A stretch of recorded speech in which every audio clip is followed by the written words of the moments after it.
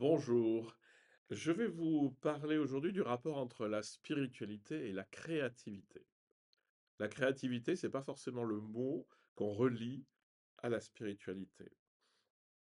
Dans les traditions spirituelles, en général, on a des pratiques assez précises, hein.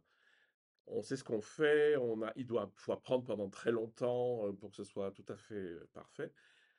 Je vais peut-être vous dire un tout petit peu le contraire.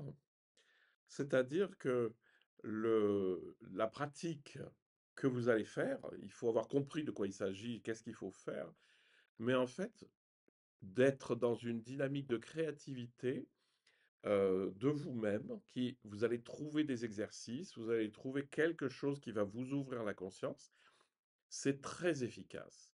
Le danger justement des choses répétitives et où il faut faire très attention à ceci et à cela, c'est qu'au bout d'un moment, on peut les faire de manière mécanique et en fait penser à toute autre chose.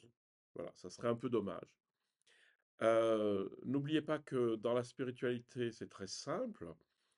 Je pars de ma capacité d'attention qui est petite, et agitée, et par un travail, très simple, par des exercices très simples, je vais canaliser l'attention, je vais l'approfondir et l'élargir. Donc tout ce qui va dans ce sens-là, va fonctionner.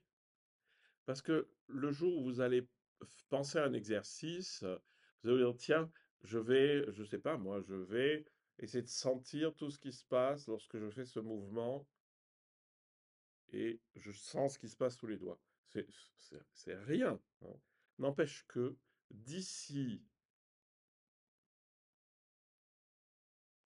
à ici, j'étais présent à ma perception, mon attention était canalisée et je sentais le toucher, ce que ça fait là où ça passe, voyez?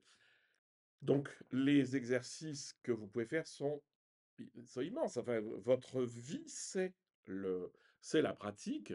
Donc utilisez ça et surtout utilisez votre créativité. Soyez créatif. Le tout, c'est d'avoir compris. Je suis là pour canaliser tranquillement mon attention, pour l'ouvrir sur les perceptions et pour élargir en prenant plusieurs perceptions à la fois, de façon à ce que mon attention passe au niveau de la conscience.